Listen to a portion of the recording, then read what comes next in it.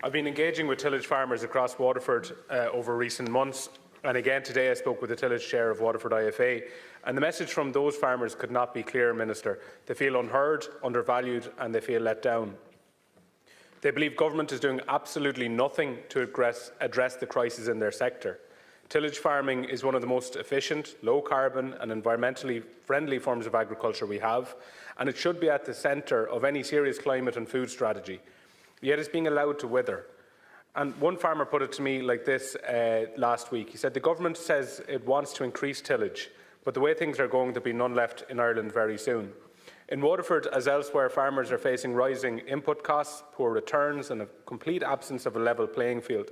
They're competing against imported grain, often from third countries outside the EU, where environmental and production standards are far lower. Some of that grain is genetically modified, grown using chemical agents that are banned here, and grown with fertiliser subject to carbon taxes when used here in Ireland.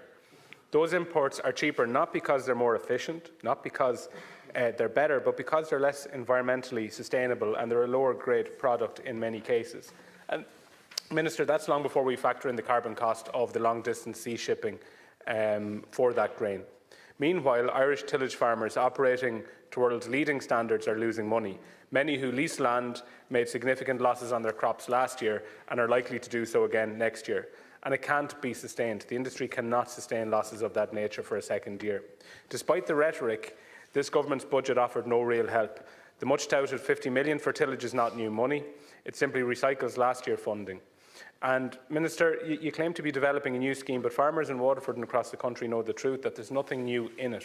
They were bitterly disappointed last week with the budget announcement, and they don't believe the figures being spun.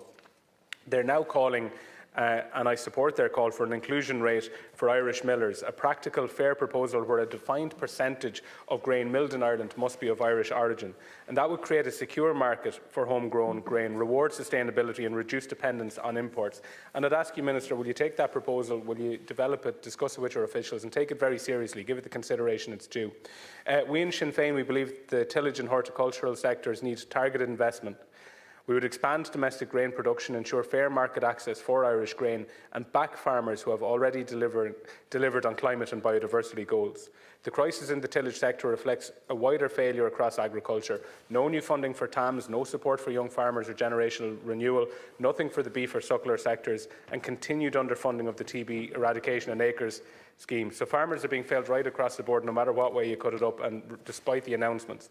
And farmers in Waterford and throughout rural Ireland deserve fairness, respect and a government that values the family farm and values family farming.